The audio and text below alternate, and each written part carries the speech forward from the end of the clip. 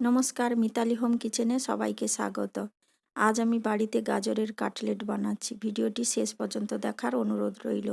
একটা চপার নিয়ে নিয়েছি। চপারের মধ্যে টুকরো করে রাখা গাজর, ক্যাপসিকাম, একটা পেঁয়াজ দিয়ে দেব। এখানে দুটো বড় সাইজের গাজর নিয়ে নিয়েছি, চপারে চপ করে নেব। সবজিগুলো চপ করে নিয়েছি, এবার একটা পাত্রে ঢেলে নেব। পাত্রে ঢেলে নিয়েছি, এবার পরপর কিছু উপকরণ দিয়ে দেব। হলুদ গুঁড়ো, চাট মশলা, গরম মশলা গুঁড়ো, গোলমরিচ গুঁড়ো, জিরে গুঁড়ো, বিট লবণ, সাদা লবণ স্বাদ মতো দিয়ে দিয়েছি।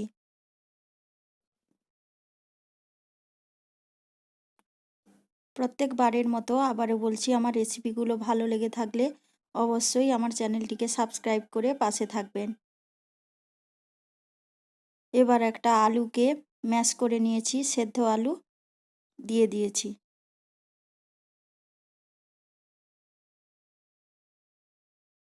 সব শেষে দেব 2 চামচ বেসন, 2 চামচ চালের গুঁড়ো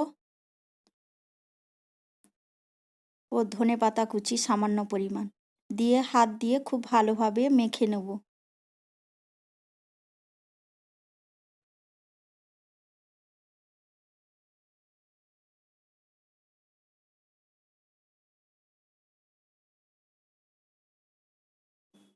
হাত দিয়ে মাখানোর সময় কোনোরূপ জল ব্যবহার করব না।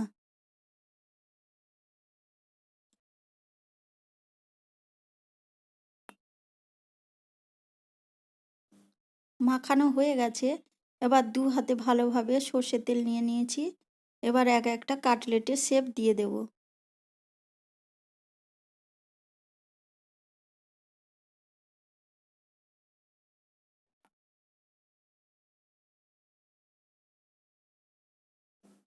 এখানে আপনারা নিরামিষভাবেও বানাতে পারেন, সেক্ষেত্রে পেঁয়াজটা বাদ দিয়ে দেবেন।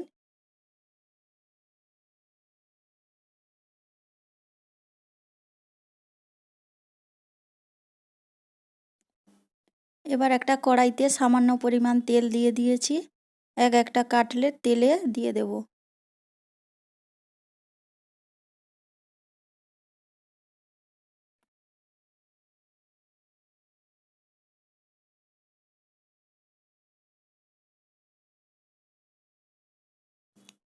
এক পিঠ ভাজা হয়ে গেছে, অপর পিঠ উল্টে দেব।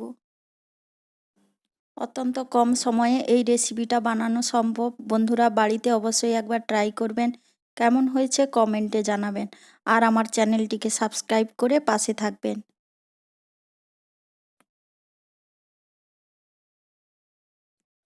ভাজা হয়ে গেছে, এবার তুলে নিচ্ছি।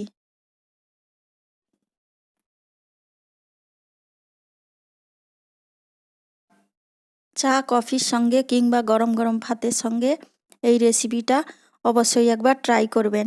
নমস্কার।